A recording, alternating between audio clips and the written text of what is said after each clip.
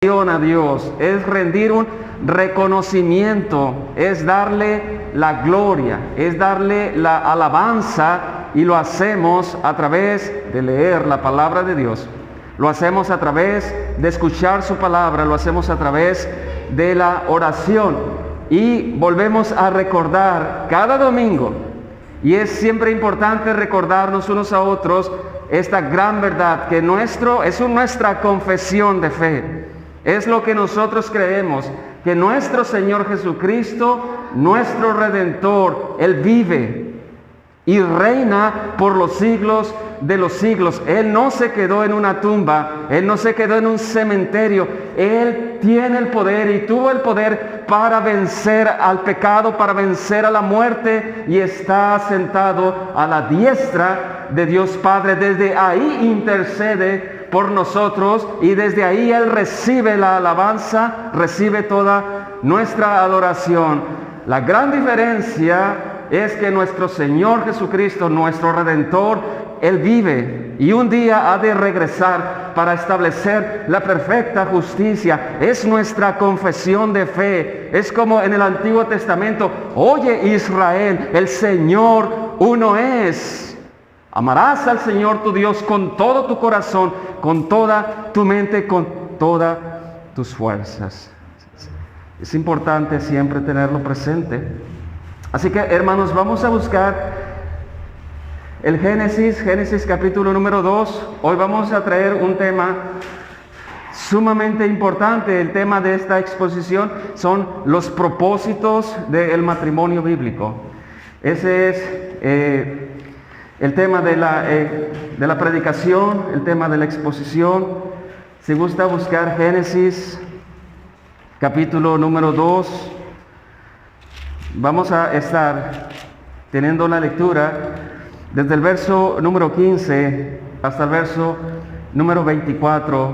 El título de la exposición de esta mañana es los propósitos del matrimonio bíblico. No, esta exposición no es solo para los matrimonios. Esta exposición es para los solteros. Esta exposición es para las viudas, para los viudos, porque es un reflejo también de la relación que tiene Cristo con su iglesia. ¿De qué sirve escuchar esta exposición para las personas que aún no están casados? Sirve para prepararse. ¿De qué sirve esta exposición para las personas que ya fueron casadas, que están viudas? Pues sirve para aconsejar a los más jóvenes, para aconsejar a los otros matrimonios. Sirve para admirar el reflejo que tiene el matrimonio de Cristo con su iglesia, y que también puedan gozarse. Vamos a leer pues esta parte del Génesis. Tenemos ese objetivo, que conozca usted o que recuerde cuáles son los propósitos bíblicos por el cual usted ha decidido casarse, o por el cual usted contrajo casamiento o entró en un pacto de compañía. ¿Cuáles son los propósitos bíblicos? ¿Y cuál es la relación que tiene el matrimonio con Cristo y con la iglesia? Esos son los dos objetivos. Así que vamos a iniciar teniendo la lectura. Dice así la palabra de Dios, Génesis capítulo 2, verso número 15. Y tenemos que comenzar desde el principio si queremos saber los propósitos bíblicos del matrimonio. Dice así la palabra de Dios: tomó pues Jehová Dios al hombre y lo puso en el huerto de Edén para que lo labrase y lo guardase. Y mandó Jehová Dios al hombre diciendo: de todo árbol del huerto podrás comer, mas del árbol de la ciencia del bien y del mal no comerás, porque el día que de él comieres, ciertamente morirás. Y dijo Jehová Dios: no es bueno que el hombre esté solo, le haré ayuda idónea para él. Jehová Dios formó pues de la tierra toda bestia del campo y toda ave de los cielos, y las trajo a Adán para que viese cómo las había de llamar. Y todo lo que Adán llamó a los animales vivientes, ese es su nombre. Y puso Adán nombre a toda bestia y ave de los cielos y a todo ganado del campo. Y escuche con atención, mas para Adán no se halló ayuda idónea para él. Entonces Jehová Dios hizo caer sueño profundo sobre Adán, y mientras éste dormía, tomó una de sus costillas y cerró la carne en su lugar, y de la costilla que Jehová Dios tomó del hombre, hizo una mujer, y la trajo al hombre. Dijo entonces Adán: esto es ahora hueso de mis huesos y carne de mi carne, esta será llamada varona, porque del varón fue tomado. Por último, por tanto, dejará el hombre a su padre y a su madre, y se unirá a su mujer, y serán una sola carne. Y estaban ambos desnudos, Adán y su mujer, y no se avergonzaban. Vamos a orar. Principalmente, hermanos, vamos a orar para que Dios pueda hablar a nuestras vidas. Ya sea que estemos en la condición de hombre y mujer casado, ya sea si somos solteros, ya sea si somos viudas o viudos, pero que sea Dios quien pueda hablarnos a nuestras vidas. Y no solamente conocer los propósitos del matrimonio, sino también conocer esa relación tan especial que tiene un matrimonio con la relación que tiene Cristo con su iglesia. Y de esta manera podamos nosotros darle la gloria y la honra a nuestro Dios. Te damos gracias, Señor, por el texto que acabamos de leer, porque creemos que es la verdad y creemos que es segura tu palabra, que no tiene errores y que es útil para corregirnos, es útil para animarnos, para instruirnos en toda justicia. Hoy pedimos por nosotros que vamos a escuchar su palabra, para que podamos nosotros reflexionar y podamos nosotros llevarla por obra. En el nombre de Jesús. Amén. Muy bien, hermanos, pues tenemos tres secciones de esta exposición. La primera es la importancia del matrimonio. Esa es la primera sección. ¿Qué tan importante es para nosotros nuestro matrimonio?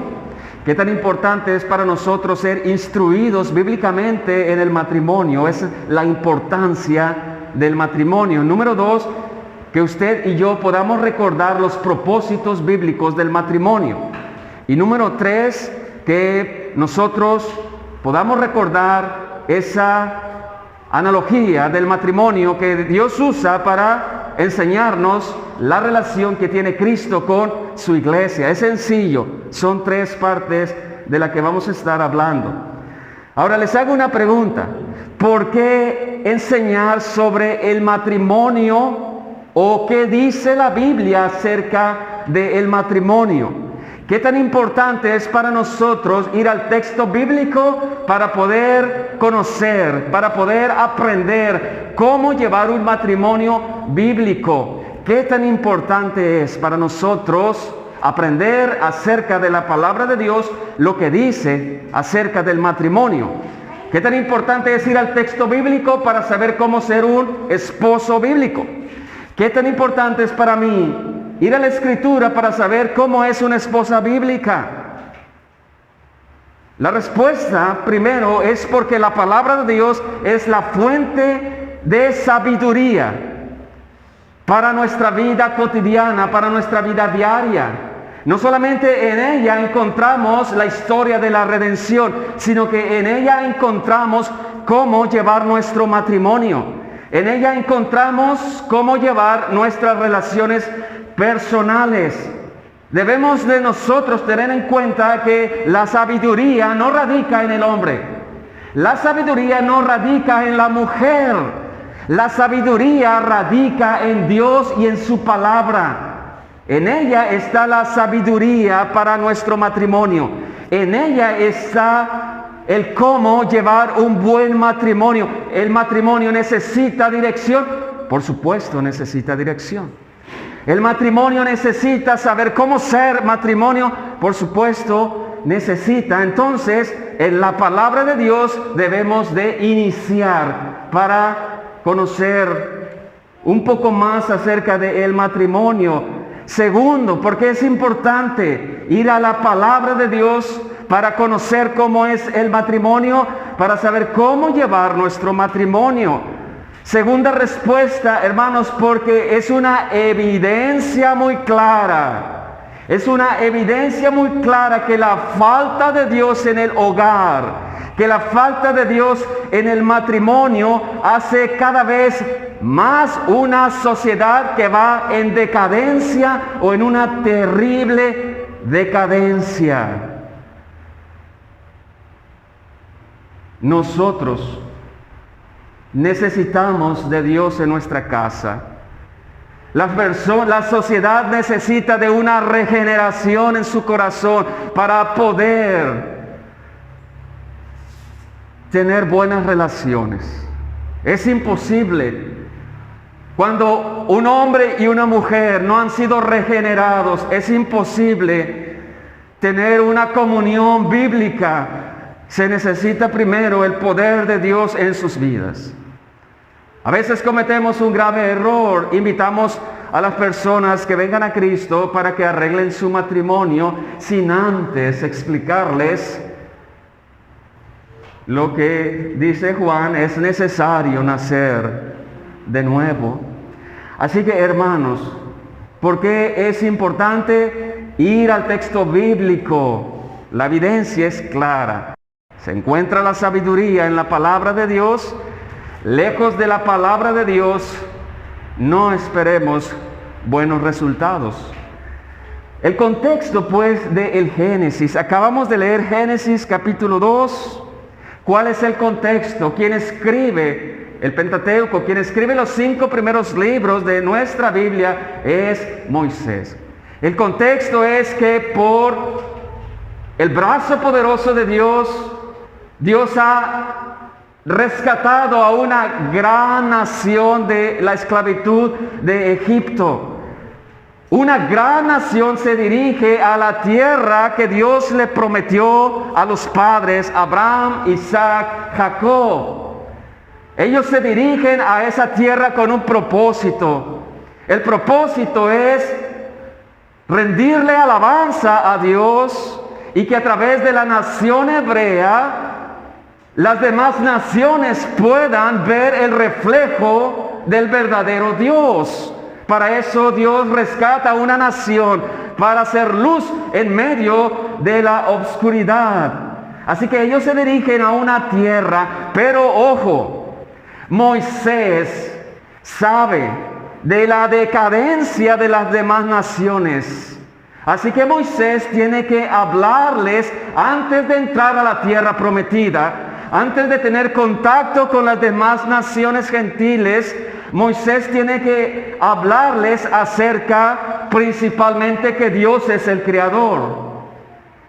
Ellos tienen que saber que el Dios invisible se hace presente en la creación a través de lo que ellos pueden mirar. Además, Moisés tiene que explicarles el porqué de la muerte, el porqué de la envidia, porqué del coraje, el porqué de la idolatría. Moisés tiene que explicarles cómo se originó el pecado. Él tiene que explicarles la caída. Él tiene que hablarles de los primeros padres. Pero también en el Génesis, Moisés tiene que recordarles de la promesa de redención que vendría de la mujer. Él tiene que hablarles acerca del Señor Jesucristo, que vendría años más adelante. Pero Moisés también tiene que hablarles sobre el matrimonio. Porque el matrimonio es la base, como dicen, la base de una sociedad. Así que Moisés sabe de la decadencia de las demás naciones. Moisés tiene que advertirle cómo son las demás naciones. Lo que distingue de las demás naciones, Moisés tiene que enseñarles que las demás naciones, su característica es el adulterio, que su característica es la fornicación, la idolatría, el asesinato, la mentira, la corrupción de aquella época es la misma corrupción de nuestra época, solo que en diferentes partes del mundo. Porque el corazón del hombre, aun cuando sea cultura tras cultura, es el mismo corazón. Ese es el contexto, hermanos, por el cual Moisés tiene que enseñar acerca de lo que es el matrimonio. ¿En qué contexto nosotros vivimos? En el mismo contexto. Necesitamos saber cómo llevar nuestro matrimonio de acuerdo a la sabiduría que está en la Biblia. Vamos a iniciar pues con la importancia del matrimonio. Si gusta buscar Hebreos capítulo número 13. Hebreos capítulo 13 y subrayar esa parte o tenerlo presente. Hebreos, la importancia del matrimonio. Vamos a ver por qué debe de ser para nosotros importante el matrimonio. Hebreos capítulo 13, verso número 4. ¿Por qué es importante el matrimonio? ¿Por qué es importante orar por nuestros matrimonios? ¿Por qué como yo como hombre, por qué yo como una mujer necesito todos los días estar pidiendo a Dios por nuestro matrimonio? ¿Por qué la iglesia tiene que enseñar acerca del matrimonio? ¿Por qué cantar himnos acerca de lo que Dios hace o lo que Dios espera en el matrimonio? Estas predicaciones, estas exposiciones no son exclusivamente para las bodas. Estas predicaciones deben de estar presentes siempre en la familia, siempre presente en la iglesia. La importancia del matrimonio, dice el texto, Hebreos 13:4, honroso sea en todos el matrimonio y el hecho sin mancilla. Y viene la contraparte, pero los fornicarios y los adúlteros los juzgará Dios. Honroso sea el matrimonio en todo. ¿Por qué el autor de Hebreos dice que el matrimonio debe de ser por todos estimado en alta estima? Porque la palabra de Dios dice que el matrimonio es tenido en una alta honra. ¿Por qué el matrimonio es tenido por Dios en un honor especial? La sociedad, por lo contrario, está siempre atacando al matrimonio. Pero Dios no es así. Dios le da un nivel muy alto al matrimonio. Y debemos de preguntarnos nosotros por qué Dios tiene tan alto esta gran institución que es el matrimonio. Y por qué nosotros debiéramos tener también y deberemos de considerar el matrimonio como algo honroso, como algo con gran valor, como algo con gran estima. En primer lugar, hermanos, porque Dios le ha otorgado valor. Dios le ha otorgado honra al matrimonio. Es el mismo Dios. No es un ángel. No es un intermediario. No es Moisés, no es Pablo, no es Juan. Es el mismo Dios que le ha otorgado un gran valor, una gran honra, una gran estima al matrimonio. Por eso es importante el matrimonio. Antes del Génesis 3 no existía el pecado, no existía la rebelión, existía la perfecta creación de Dios, existía la perfecta comunión entre el matrimonio y Dios, existía la perfecta comunión entre hombre y mujer. En primer lugar, para nosotros, debe de ser en alta estima, debe de tener un gran honor, debe de tener una gran honra el matrimonio, principalmente porque fue Dios quien lo estableció. Y con eso debiera de ser suficiente.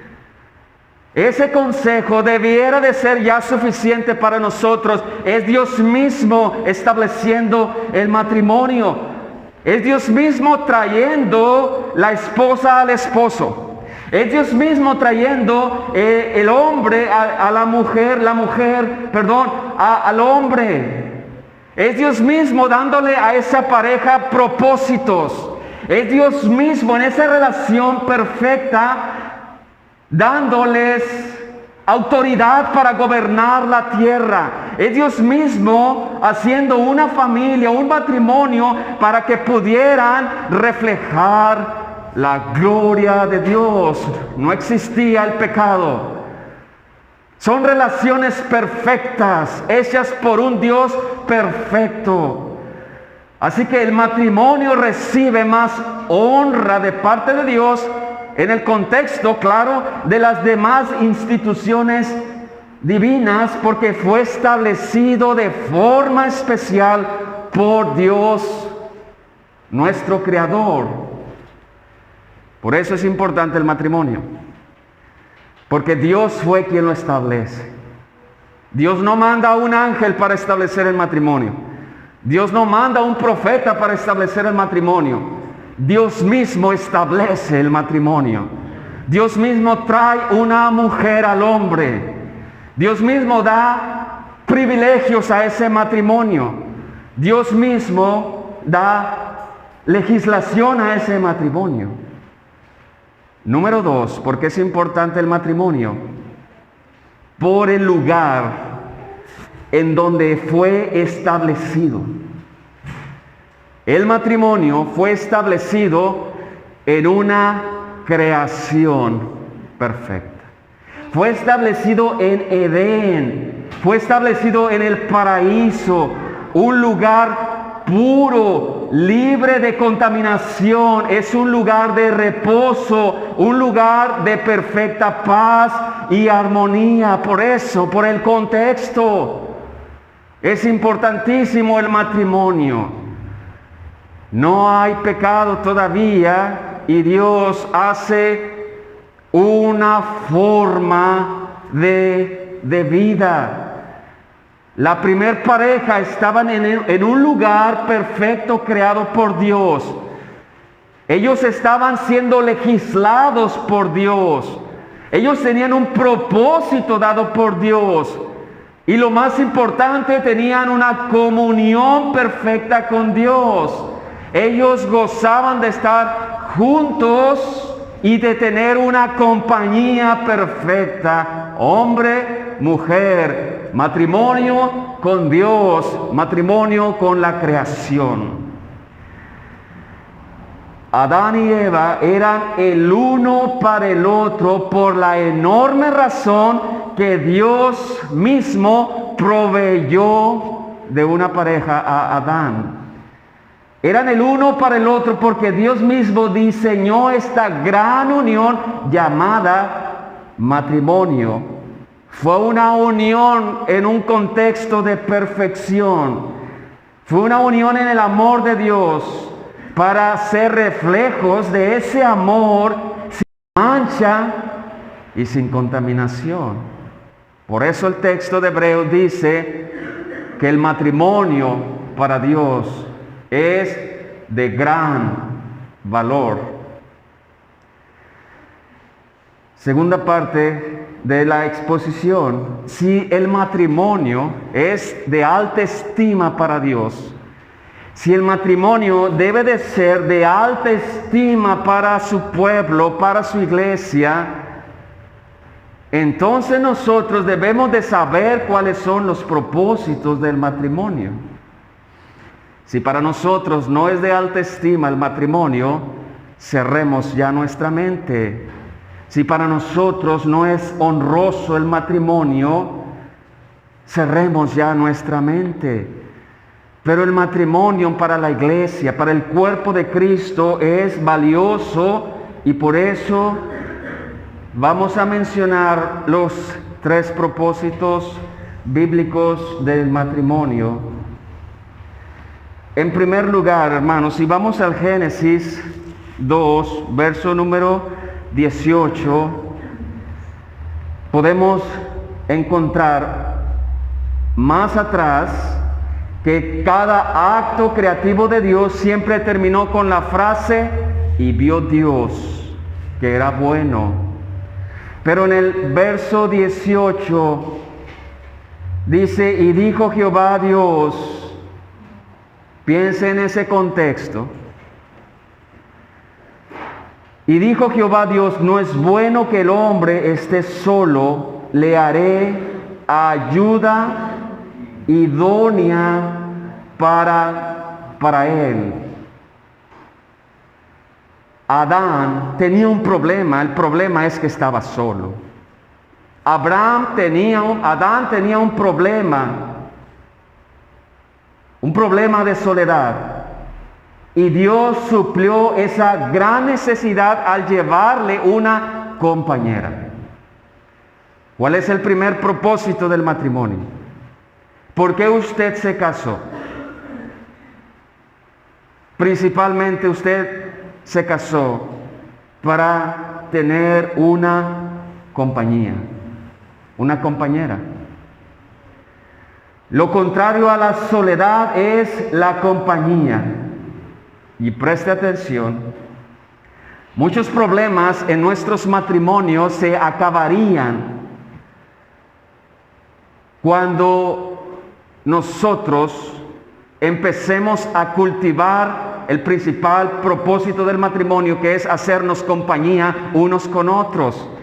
Muchos problemas se originan porque nos olvidamos del propósito del matrimonio, la cual es una compañía íntima. Primer propósito del matrimonio es hacernos compañía, ser compañeros, no ser extraños, ser compañeros. Entonces el matrimonio viene a ser un pacto de compañía. Ese es el matrimonio.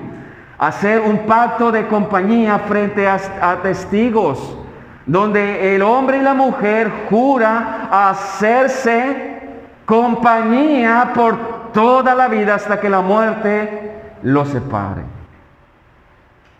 Y preste atención a lo que viene. La compañía, esa relación íntima entre el hombre y la mujer, debe de incluir por lo menos 4 o 5 aspectos. La comunión, la compañía, no solo debe de ser en la intimidad, no solo debe de hacerse en lo emocional. La comunión tiene que hacer el aspecto vocacional y también el aspecto verbal. El hombre y la mujer fueron creados para estar juntos, para tener compañía, pero esa compañía es multifacética. No debe de tenderse solo a una parte de el aspecto emocional, no debe de ser solo el aspecto íntimo, o el aspecto vocacional, o el aspecto verbal. Tiene que ser un todo. Fuimos llamados a ser compañeros en todas las áreas de nuestra vida, no solo en la que más nos convenga, porque eso deja de ser amor verdadero. Proverbios 2:17, no lo busquen, se nos dice que la mujer extraña, fíjense las palabras, abandona al compañero de su juventud y se olvida del pacto de su Dios.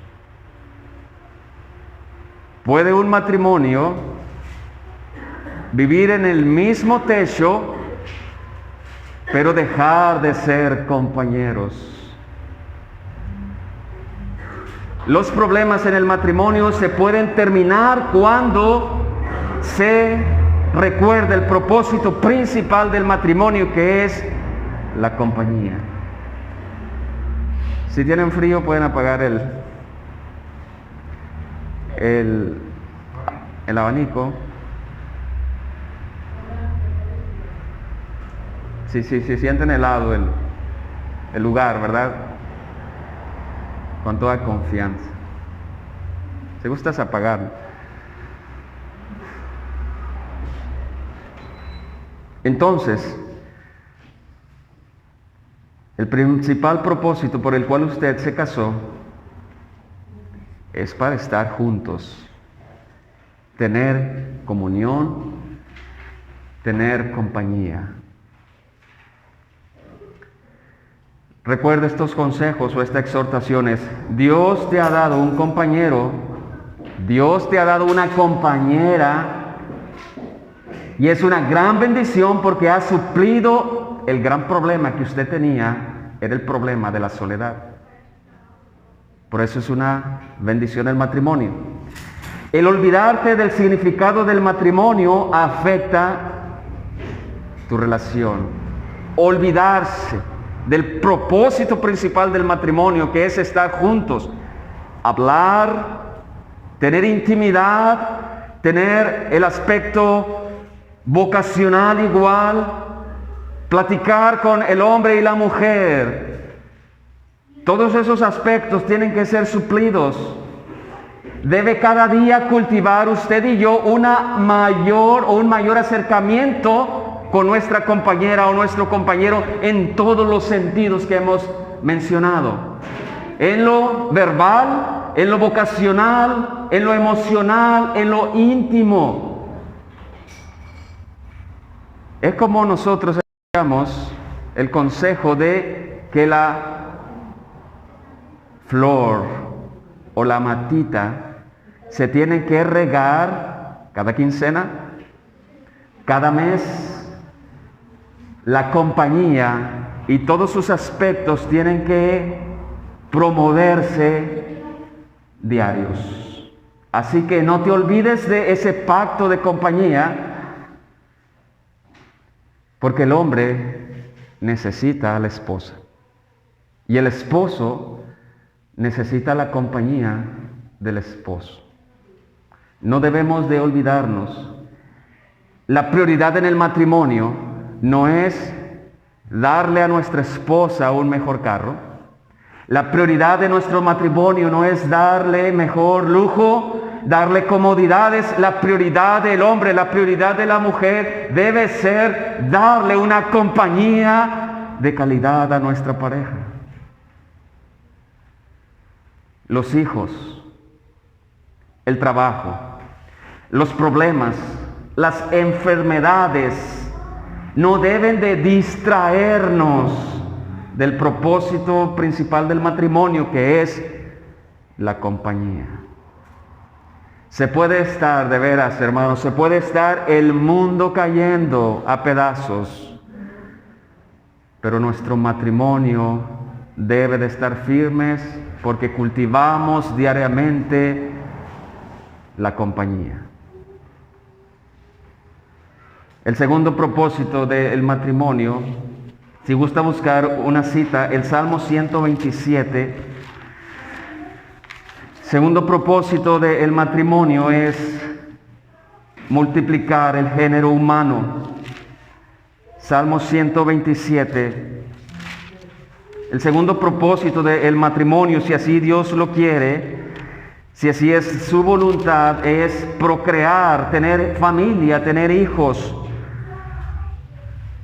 Salmo 127, segundo propósito del matrimonio es procrear, tener familia. Hermanos, algo muy importante. El sexo en el matrimonio, la intimidad en el matrimonio no debe de considerarse como un mal necesario para la procreación. La intimidad no solamente es con el propósito de tener hijos, pero que es importante la procreación, por supuesto que es sumamente importante. La intimidad en el entorno del matrimonio, en el entorno del pacto de compañía, por supuesto que Dios lo bendice en gran manera. Dice el Salmo 127, si Jehová no edificare la casa, en vano trabajan los que la edifican. Si Jehová no guardara la ciudad, en vano vela la guardia. Por demás es que os levantéis de madrugada y vayáis tarde a reposar, y que comáis pan de dolores, pues que su amado dará a Dios el sueño. He aquí, herencia de Jehová son los hijos, cosa de estima el fruto de el vientre. La Biblia considera a los hijos como una gran bendición. En contraparte, nuestra cultura los considera como en veces como una maldición, pero eso radica en un claro egoísmo del corazón. No quieren batallar, no quieren esforzarse. El segundo propósito pues del matrimonio es la procreación, multiplicar el género humano, para que ese matrimonio pueda enseñarle a los hijos quién es el Redentor de una manera legítima. Como tercer propósito del matrimonio es evitar las impurezas o los pecados sexuales. Ese es el tercer propósito del matrimonio. Si gustan buscar Primera de Corintios, capítulo número 7. Primera de Corintios, capítulo número 7. Vamos a leer 9 versos. No vamos a explicarlos, pero son muy claros. El tercer propósito del matrimonio es evitar las impurezas, o es alejarnos de los pecados sexuales. Dice así 1 Corintios, en cuanto a las cosas, capítulo 7, en cuanto a las cosas de que me escribisteis, bueno le sería al hombre no tocar mujer, pero a causa de las fornicaciones encontramos el primer pecado.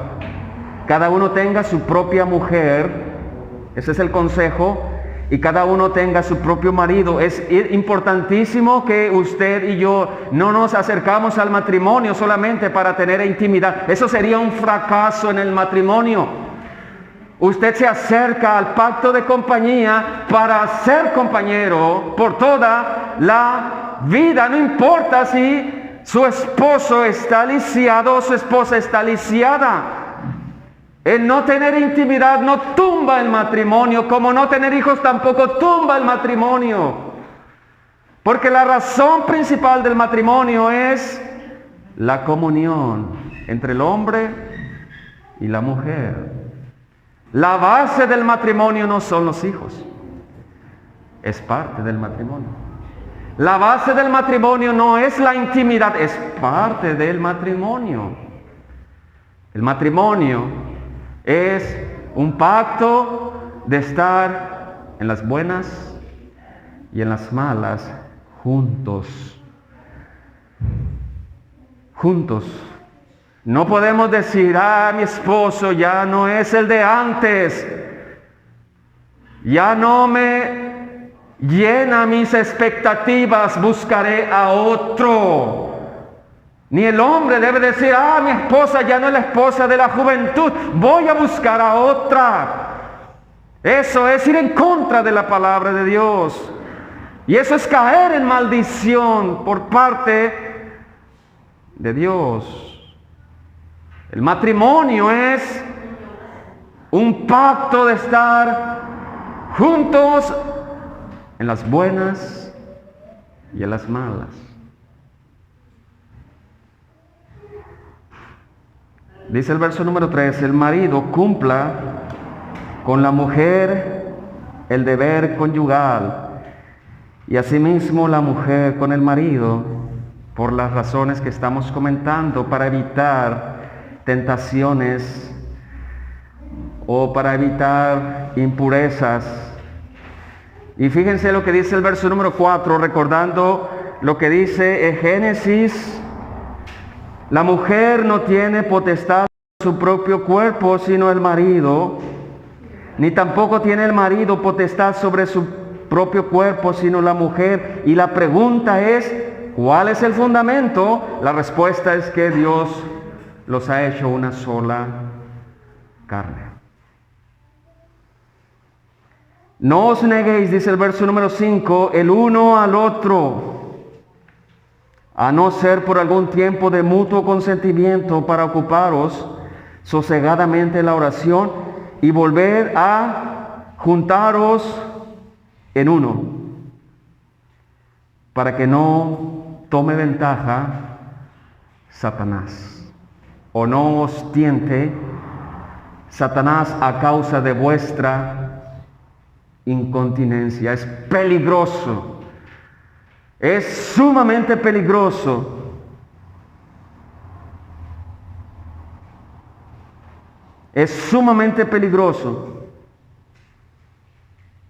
porque Satanás tiene ventaja, o porque somos tentados por Satanás a causa de nuestra o de vuestra incontinencia.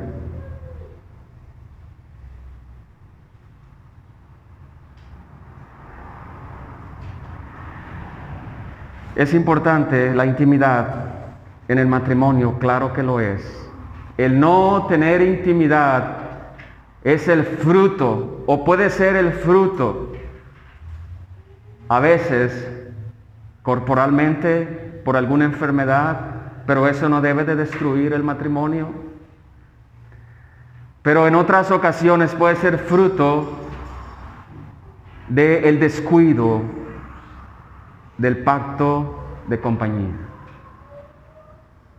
Puede ser que otros factores nos estén alejando y eso es sumamente peligroso. Dice el verso 6, por último, dice: mas esto digo por vía de concesión, no por mandamiento. Quisiera más bien que todos los hombres fuesen como yo, pero cada uno tiene su propio don de Dios, uno a la verdad de un modo y otro de otro. Digo pues a los solteros y a las viudas que bueno les fuera quedarse como yo, pero si no tienen don de continencia, cásense, pues mejor es casarse que estarse quemando. Hay excepciones, que hombres o mujeres son llamados a ser solteros por un propósito, pero la regla general es que el hombre tenga una mujer y una mujer tenga el hombre. Son reglas excepcionales. Para ir finalizando y pasar a la relación que tiene Cristo con la iglesia, el matrimonio, para ir finalizando, piense en el primer matrimonio. Piense en ese contexto. Comunión perfecta con el Creador, comunión perfecta entre el hombre y la mujer, pero con la posibilidad de caer, con la posibilidad de pecar. Era un matrimonio perfecto, gozaban de un gran compañerismo con Dios y entre ellos compañerismo. Pero decidieron rebelarse en contra de Dios. Después de que Dios le había dado toda la bondad, después de que Dios le había provisto todo para estar completos, el hombre y la mujer deciden rebelarse en contra de la ley de Dios, en contra del Creador. ¿Y qué pasa con las relaciones? Se fracturan, se quebran, principalmente se quebran contra Dios. El día que me desobedezcas, vas a morir. Se separaron las relaciones, entró la muerte, entró el pecado, entró la maldición a la naturaleza, entró el pecado a toda la humanidad y por supuesto la relación perfecta del matrimonio entre Adán y Eva fue cambiada por causa del pecado. Y dígame si usted y yo no necesitamos a Cristo en nuestro matrimonio. Las consecuencias fueron fatales, pero Dios en Génesis 3:15, en medio de tanto caos, en medio de tanta tristeza, porque fue un desprendimiento de las relaciones perfectas, entró la muerte. La muerte significa separación. En medio de tanto caos, Dios les dio gracia y misericordia y les dio una promesa. La promesa es que de la descendencia de la mujer vendría un hijo que aplastaría la cabeza de la serpiente o Satanás. Y esa promesa fue el Señor Jesucristo. Él vendría a restaurar la relación principalmente entre el hombre y Dios. Cristo traería la reconciliación, pero también traería la reconciliación entre hombre y mujer.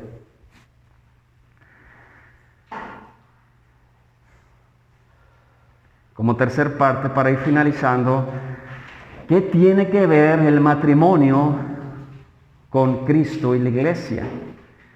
Vamos a buscar Efesios 5 y solamente vamos a brevemente a meditar en el verso número 25. Efesios capítulo 5, usted y yo conocemos de antemano este pasaje,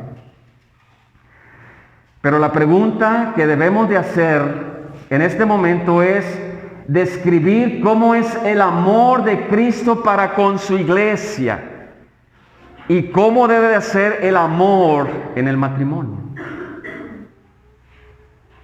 Tal es la importancia del matrimonio para Dios. Y escuche con atención, hermanos, que Dios utiliza o pone de ejemplo al matrimonio para mostrarnos esa relación tan maravillosa que tiene Cristo con su iglesia. Importantísimo es el matrimonio. Sumamente valioso es para Dios, para Cristo. Tanto que Él pone una analogía para poder explicar profundidades entre Cristo y su iglesia. Dice el verso 21, someteos, Efesios 5, someteos unos a otros en el temor de Dios, gran principio.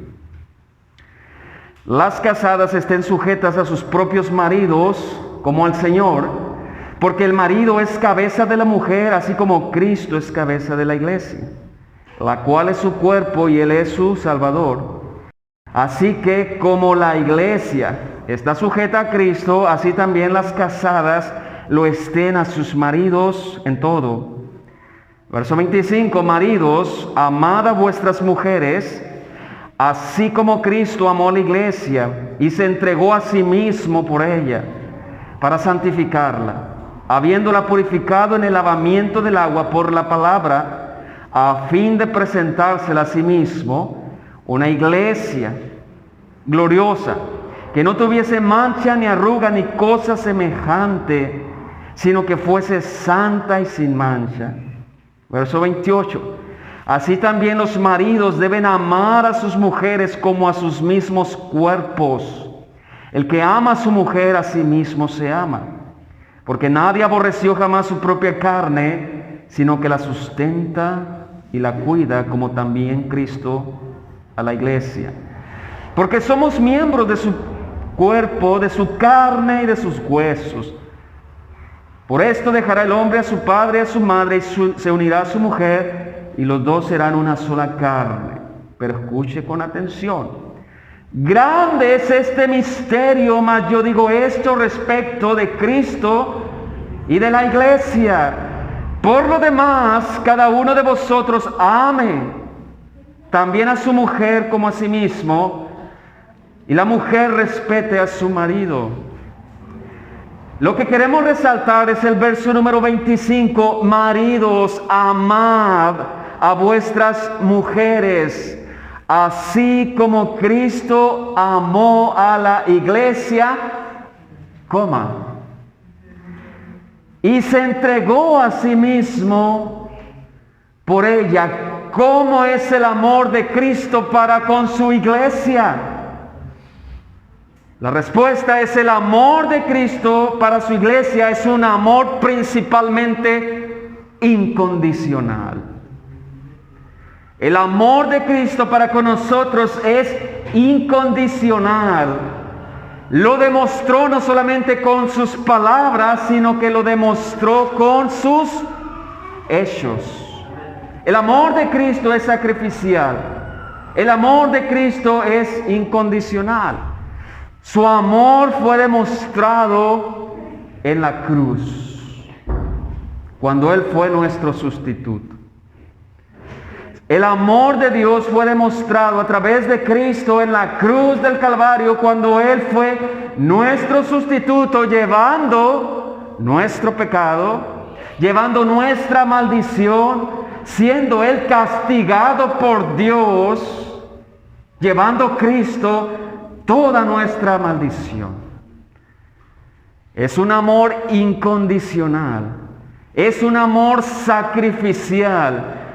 No es un amor romántico, es un amor que se puede demostrar en la cruz del Calvario al llevar la cosa más horripilante para Dios, que es el pecado. Cristo, el Redentor de la iglesia, lo llevó a cabo. En esa cruz usted puede ver el máximo esplendor y la definición del amor verdadero. La vida perfecta del esposo, la vida perfecta de Cristo y su sacrificio perfecto hace que la iglesia goce de una posición sumamente importante en los cielos, puesto que la justicia de Cristo ha sido trasladada a nuestro favor. Él es el verdadero príncipe de su iglesia. Él verdaderamente reclama a su iglesia porque Él entregó su vida por ella. La ha comprado con un precio sumamente alto. Solo en Cristo hay perdón de pecados y vida eterna. Solo en Cristo hay restauración de las relaciones personales. Y cuando nosotros pensamos que nosotros no había ni un gramo de atractividad para mover el corazón del Redentor, es cuando nosotros admiramos su gracia. Cuando nosotros vemos a nuestra esposa y vemos sus cualidades, somos movidos por ella en ciertas ocasiones, porque vemos sus cualidades. Pero Dios no vio ni una buena cualidad de ti y de mí. Pero Él fue movido a misericordia, fue movido al amor sacrificial para que la iglesia, la esposa de Cristo, viva plenamente convencido o convencida y pueda admirar ese amor sacrificial. Para ir finalizando, el amor del matrimonio ha de estar siempre en busca de ese amor que Cristo tiene por su iglesia. Es un estándar demasiado alto, pero ese es el deseo del matrimonio bíblico. Un amor incondicional, un amor sacrificial. Cuando usted ve los errores del esposo, cuando usted ve los errores de la esposa, quien cubre la relación es el amor de Cristo. Es el amor de la cruz de Cristo. El esposo debe de amar a su esposa con un amor sacrificial. Hermanos, recordando que el amor bíblico es el deseo de que la otra persona esté bien, protegiéndola, buscándola siempre y buscando siempre el beneficio. Así debe ser el amor del esposo, así debe ser el amor del matrimonio. La esposa debe siempre mostrar respeto hacia el esposo, porque reconoce ese orden precioso que Dios puso en la familia. El amor falso es contrario al amor sacrificial. El amor falso es contrario al amor incondicional. El amor falso es condicional. El amor falso es condicional. Si eres así, te voy a amar. Ese es el amor humano que nos vende nuestra sociedad. Es un amor sumamente egoísta que solamente busca en la pareja cualidades para que pueda satisfacer al hombre o a la mujer. El amor falso es un amor egoísta porque solo piensa en sí mismo y en cómo puede la pareja satisfacerle. Ese es un amor humano, es un amor psicológico, es un amor falso, es un amor que no dura. Pero el amor de Dios aplicado en el matrimonio dura para siempre, porque se están puestos los ojos en el autor y consumador de la fe. Así que, hermano, el matrimonio puede ejercer el amor verdadero principalmente porque Dios ha unido a dos personas regeneradas. El matrimonio puede ejercer el amor verdadero porque Dios los ha amado primeramente a ellos. En otras palabras, el matrimonio conoce el amor de Dios. Conoce el amor de Cristo. Y el amor hacia el matrimonio es el reflejo de ese amor de Cristo, de ese amor de Dios. No puede ser restaurado un matrimonio si no ha nacido de nuevo primeramente. Se necesita la regeneración. No busque usted a Cristo para salvar su matrimonio sin antes buscar a Cristo para salvar su propia alma. Así que para finalizar, así como Cristo es paciente con su iglesia, así como Cristo es misericordioso con su iglesia, así como Cristo cuida a su iglesia, el matrimonio es llamado a imitar las cualidades que tiene Cristo para con su iglesia. Finalmente, ¿es importante cuidar nuestro matrimonio? Lo es. Lo es porque es un reflejo. O Dios utiliza el matrimonio para enseñarnos la relación que tiene Cristo con su iglesia. ¿Cuáles son las aplicaciones para finalizar? Número 1, hay que anotarla en nuestro corazón, nuestra mente. Número 1, busque. Y esta es la palabra adecuada. Busque activamente. Sea intencional en buscar la compañía de su esposo o de su esposa. No espere que la sociedad haga el contexto para hacerlo. Es nuestra responsabilidad buscar activamente la comunión, la compañía de nuestra esposa o de nuestro esposo. Segunda aplicación, establezca su matrimonio basado en el Evangelio de Jesucristo. Tiene grandes aplicaciones como las que hemos estado mencionando en esta hora. Usted, hombre, usted, mujer, tiene que decir: ¿cómo puedo aplicar el Evangelio de la gracia, el Evangelio de la misericordia en mi matrimonio? Ejemplos hay bastantes. Tercera aplicación: tenga cuidado del amor falso que la sociedad nos quiere vender. Ciérrele las puertas a su hogar de ese amor falso. Apague la televisión, apague el internet que le vende un amor falso. Porque el amor que ofrece el mundo es vano. Nunca hay satisfacción en él. Porque es un amor egoísta. Es un corazón no regenerado que busca siempre el bien propio y después busca el bien propio.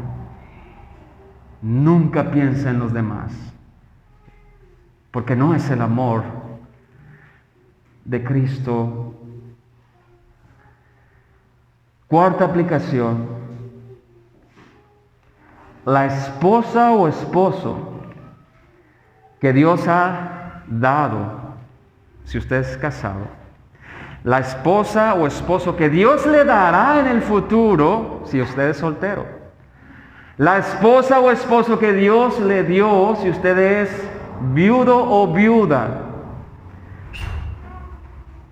y usted ha decidido no casarse, la esposa o el esposo que Dios le trajo es el hombre y la mujer ideal. No necesita otra mujer diferente. No necesita otro hombre diferente. El esposo es ideal no por el hecho que exista perfección en nosotros. El hecho es porque fue dado por Dios. Su esposa fue diseñada especialmente para usted. Su esposo fue diseñado especialmente para usted. Porque juntos serán una sola carne y juntos, en los contextos que Dios le ha permitido vivir y en su providencia, Dios cumplirá sus propósitos en usted. Padre, te damos gracias porque dice tu palabra: honroso sea el matrimonio y el hecho sin mancilla. Nosotros queremos seguir meditando. Nosotros queremos seguir aprendiendo lo valioso que es para usted el matrimonio. Nos animamos con su palabra porque fue usted quien nos trajo una compañera o un compañero para tener comunión íntima y juntos poder cumplir sus propósitos. Hoy en esta hora pedimos perdón, Señor, porque en ocasiones nos olvidamos de los propósitos principales del matrimonio. Hoy queremos pedir perdón, Señor, porque se nos olvida que el matrimonio usted lo utiliza como ejemplo para mostrarnos esa relación suprema que tiene Cristo con su iglesia. Nosotros pedimos sabiduría, nuestro Dios, para llevar a nuestros matrimonios conforme a su palabra. Danos sabiduría para poder detectar las cosas que no son de acuerdo a su palabra, las cosas que nos vende el mundo, la sociedad, el engañador. Y pedimos, nuestro Dios, que nos dé capacidad para llevar nuestros matrimonios de acuerdo a su voluntad. Y rogamos, nuestro Dios, si hay relaciones que han de ser restauradas por el poder del Evangelio, nuestro Dios, pedimos que usted tenga misericordia y nos ayude. Damos gracias en Cristo Jesús. Amén.